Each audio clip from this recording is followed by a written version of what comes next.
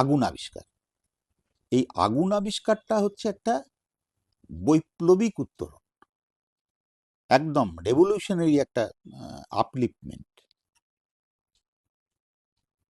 মানুষ এটা দেখেছে, তো জঙ্গলে থাকে, দেখেছে জঙ্গলের মধ্যে মাঝে মাঝে আগুন লেগে যায়। তো আমরা জানি বিষয়টা এখন, যে জঙ্গলের মধ্যে কি হয়, আমরা বলি দাবানো, আগুন লেগে গেছে, দাবানো, গাছে গাছে ঘষাঘষি লেগে হচ্ছে আগুন ধরেছে এবং জঙ্গল জ্বলতে শুরু করেছে। আস্তে আস্তে ধরুন সেই আগুন, প্রথমে মানুষ ভয় পেয়েছে, তার কাছাকাছি যেতে পারেনি, প্রচন্ড প্রচন্ড উত্তাপ আগুনের, তার কাছাকাছি সে যায়নি। এবার যখন আস্তে আস্তে আগুনটা নিভল, তখন হচ্ছে মানুষ গিয়ে দেখলো যে এমনি তো গাছপালা পুড়েছে টুড়েছে ঠিকই, কিন্তু কিছু জীবজন্তুও মরে পড়ে রয়েছে।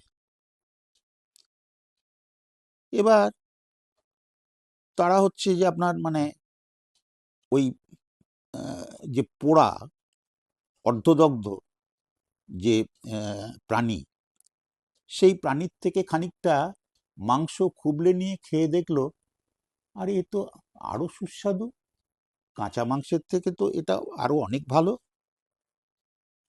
তাহলে আমরা যদি এই আগুনটাকে সংরক্ষণ করি, তাহলে আমরা আমাদের যখন প্রয়োজন হবে তখন আমরা এই যে শিকার করব যেসব প্রাণী, সেগুলোকে আমরা পুড়িয়ে খাবো, যেটা অত্যন্ত সুস্বাদু। এইভাবে সে হচ্ছে আগুনের সংরক্ষণ শিখল। তো এটা তো আবার মুশকিল, আগুন একেবারে জ্বলিয়ে রাখা সারা বছর ধরে, এটা তো একেবারে খুব সহজ ব্যাপার তা তো নয়। তাহলে সে চেষ্টা করলো আগুন কিভাবে জ্বালানো যায়। তো দুটো শুকনো কাঠ দিয়ে ঘষলো, ঘষতে ঘষতে ঘষতে ঘষতে দেখলো আগুন লেগে গেছে। শুকনো কিছু পাতা দিল, আগুন লেগে গেল পাতার মধ্যে। তাহলে দেখলো তাহলে তো আগুন সৃষ্টি করা যায়, আগুন তৈরি করা যায়।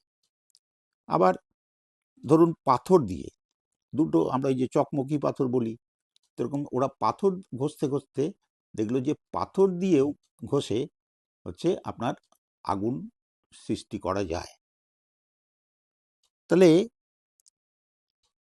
এইবার হচ্ছে আগুনের ওপরে মানুষের নিয়ন্ত্রণটা স্থাপিত হলো, আগুনের ওপরে মানুষের দখলটা কায়েম হলো। এখন হচ্ছে যেটা বলছিলাম, যে কাঁচা মাংস থেকে পোড়া মাংস, সেদ্ধ মাংস, জলটাকে গরম করে তার মধ্যে দিয়ে সেদ্ধ করে খেয়ে দেখলো, বাহ এটাও তো ভালো, এই খেলে কোনো অসুবিধে নেই। এইখানটাতে যেটা ঘটলো সেটা হচ্ছে মানুষের যে পরিপাক ক্রিয়া, এই পরিপাক ক্রিয়াটা বদলাতে লাগলো। কাঁচা মাংস খাওয়ার জন্য শরীরের যে শারীরবৃত্তীয় যে আপনার প্রত্যঙ্গগুলো রয়েছে, সেখানে পরিবর্তন এলো, যার ফলে দেখবেন আমরা বলি যে অ্যাপেন্ডিসাইটিস হয়েছে। আমরা জানি অ্যাপেন্ডিসাইটিসটা কি, একটা অ্যাপেন্ডিক্স বলে একটা জিনিস আছে আমাদের শরীরে, একটা অঙ্গ আছে। এই অ্যাপেন্ডিক্সটা কিন্তু ব্যবহার হতো যখন মানুষ কাঁচা মাংস খেত, সেই কাঁচা মাংসকে হজম করার জন্য অ্যাপেন্ডিক্স হচ্ছে আপনার ব্যবহৃত হতো। কিন্তু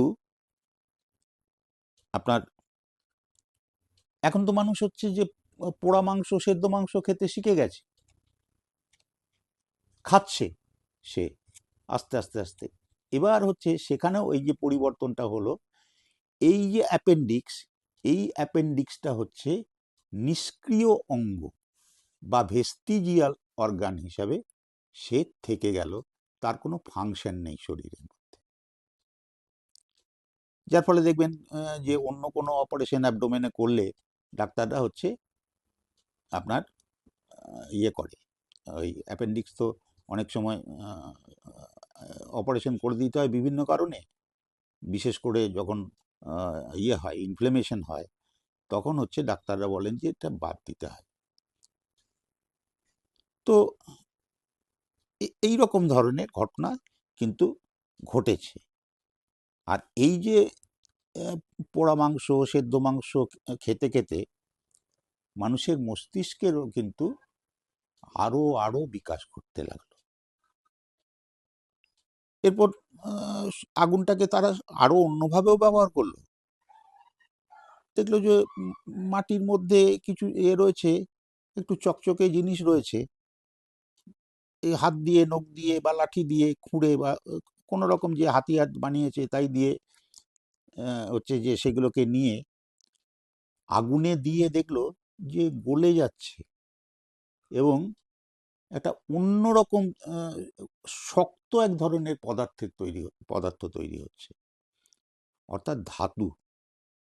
এই আকরিক ধাতু, সেখান থেকে হচ্ছে এলো ধাতু, মিশ্র ধাতু, একটার সঙ্গে আরেকটা মিলিয়ে, যেটা ধরুন আমরা জানি যে তাম্রযুগ, হ্যাঁ, প্রস্তর যুগের পর আপনার তাম্রযুগ, তামার সঙ্গে পিতল, হ্যাঁ, এইগুলো হয়েছে এবং আরও পরে এসছে লৌহ যুগ। তো এইটা হচ্ছে যে আপনার মানে আস্তে আস্তে এক একটা যুগ থেকে আরেকটা যুগে, একটা পর্ব থেকে আরেকটা পর্বে মানুষ হচ্ছে পদার্পণ করছে।